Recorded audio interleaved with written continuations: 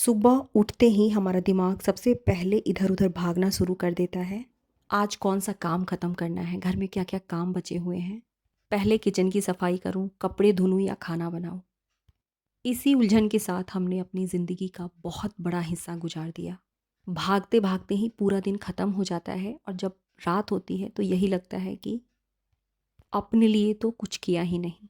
मेरी वीडियो बिल्कुल सिंपल होती है, जो डेली लाइफ़ में चलता है। मैं अपनी सेल्फ़ ग्रोथ के लिए जो करती हूँ, जिस काम को मैं अपनी मेंटल ग्रोथ के लिए, फिज़िकल ग्रोथ के लिए हर रोज़ करती हूँ, बस वही चीज़ें मेरी वीडियो में दिखती हैं।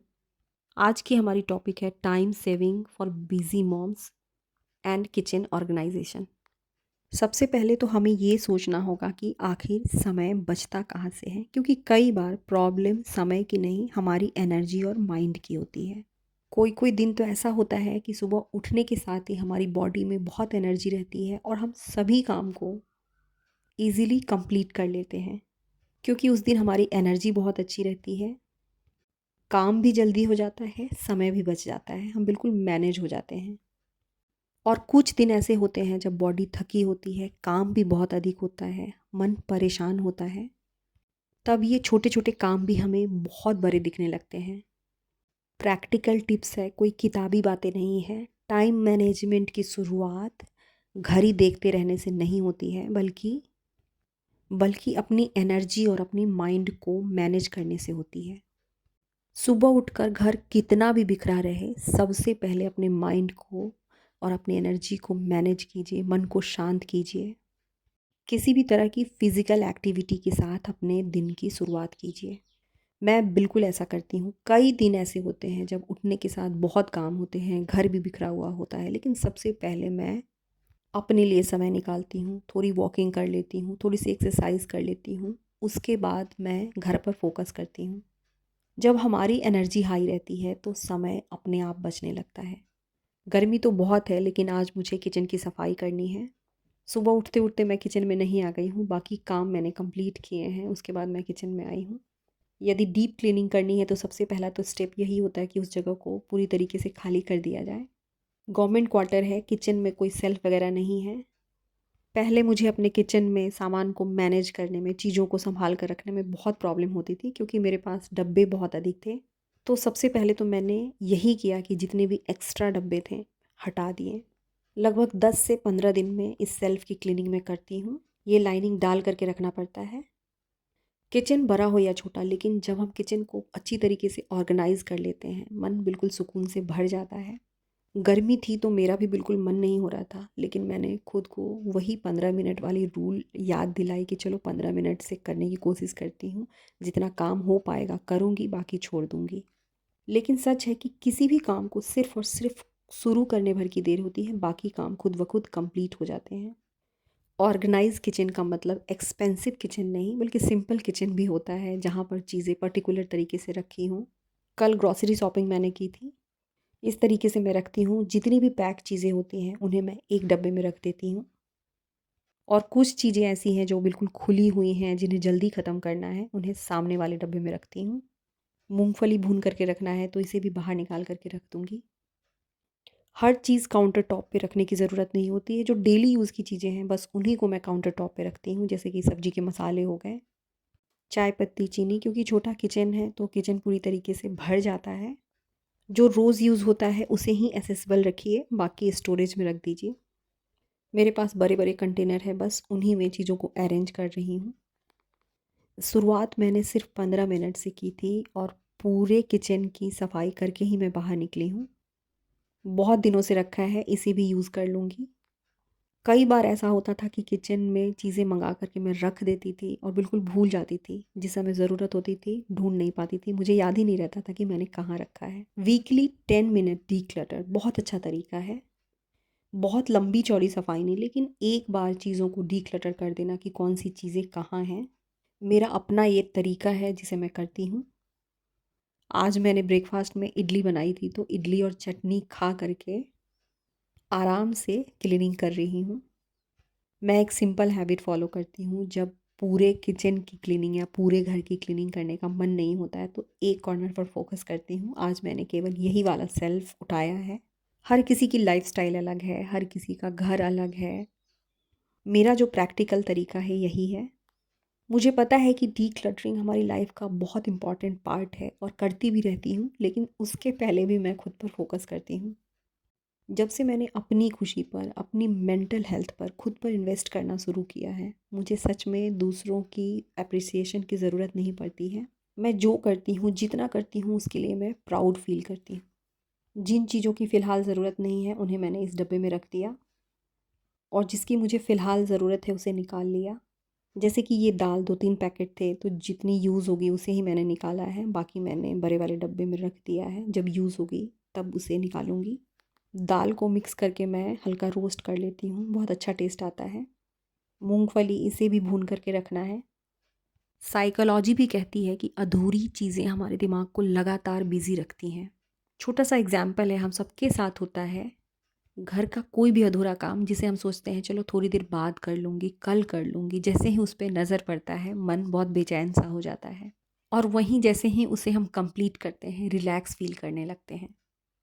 कल मैं मार्केट गई थी और सारी चीज़ें मैं बाज़ार से लेकर के आई थी, सामने टेबल पे रखा हुआ था।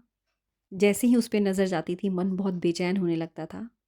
ह्यूमन साइकोलॉजी है कि अधूरा काम हमें मेंटली टायर्ड कर देता है, मेंटली थका देता है। और यही वजह है कि कई बार चीज़ें अस्त व्यस्त होने की वजह से हम मेंटली थक जाते हैं, टायर्ड फील करने लगते हैं। इसलिए समय को बचाने का सबसे अच्छा तरीका होता है कि जो चीज़ें जहाँ से उठाई जाए वहाँ पर रख दी जाए, जिनकी जो जगह हो उन्हें वहाँ पहुँचा दिया जाए। मेरी यही कोशिश रहती है, कई बार नहीं भी होती है, बट इट्स ओके, क्योंकि ये लाइफ है। हम नॉर्मल ह्यूमन बींग्स हैं, मिलिट्री रूल फॉलो नहीं होता है, लेकिन कोशिश यही रहनी चाहिए कि हम चीज़ों को सही जगह पर पहुंचा दें, तुरंत का काम तुरंत कर लें।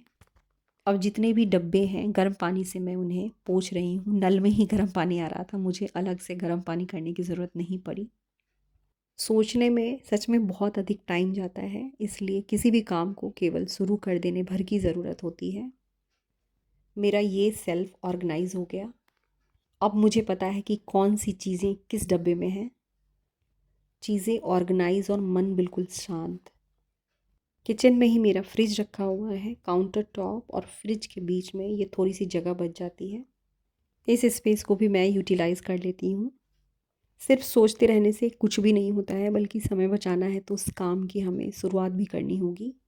एक छोटा सा स्टूल है जिस पर मेरी एक किचन टॉवल, ग्लव्स वगैरह मैं रखती हूँ। किचन में बहुत सी ऐसी चीज़ें थी जो अनयूज्ड थी, उन चीज़ों को मैंने हटाना शुरू किया है। किचन छोटा हो या बड़ा, जब बेकार की फालतू चीज़ें किचन में भरी रहती हैं तो उन्हें ऑर्गेनाइज़ करना बहुत मुश्किल हो जाता है। और ये देखिए, सफाई करते समय ये कप मुझसे टूट गया। दिखाने का यही पर्पस था कि आप सबके कमेंट आते हैं कि दी आप कितनी परफेक्ट हो, गलतियाँ मुझसे भी होती हैं। डस्टिंग करने के बाद मैंने फ़र्श को भी अच्छी तरीके से पोंछ लिया था, उसकी क्लिप मैंने रिकॉर्ड नहीं की। काउंटर टॉप वगैरह भी मैंने साफ़ कर लिया, चावल दाल भी मैंने बना लिया। किचन टूर से रिलेटेड बहुत सारे कमेंट आते हैं, आज अपना किचन दिखा ही दूँ। खिड़की के सामने काउंटर टॉप पे चूल्हा रखा हुआ है, कॉर्नर में कुछ मसाले हैं। यहाँ मैं दरवाजे के पास से सामने खड़ी होकर के इसकी क्लिप ले रही हूँ। दरवाजे के ठीक सामने भीतर घुसते ही ये फ्रिज रखा हुआ है। घड़े का पानी हम सब यूज़ करते हैं, एक तरफ मैंने घड़ा रख रखा है। मैंने पर्सनली सीखा है कि मल्टीटास्किंग करने की ज़रूरत नहीं होती है। मैं ये काम भी ख़त्म कर लूँगी, मैं उस काम को भी कंप्लीट कर लूँगी, मैं आज सब कुछ कर लूँगी। हमारी सबसे बड़ी गलती तो यही होती है, हम मेंटली और फिज़िकली इतने थक जाते हैं कि अपने लिए कुछ भी सोचने और समझने का वक्त ही नहीं मिलता। सबसे पहले तो हमें ये याद रखना है कि हम नॉर्मल इंसान हैं। कई बार घर के काम समय पे कंप्लीट होंगे तो कई बार आधे अधूरे ही छूट जाएंगे।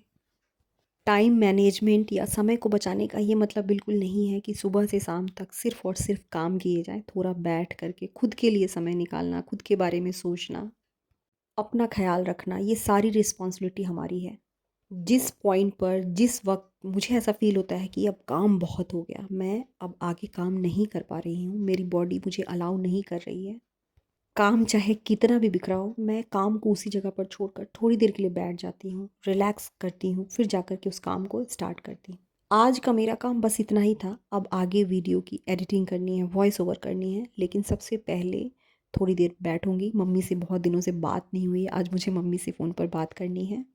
सिर्फ काम काम नहीं बल्कि अपनी छोटी छोटी खुशियों के लिए जीने की शुरुआत हमें खुद ही करनी होगी।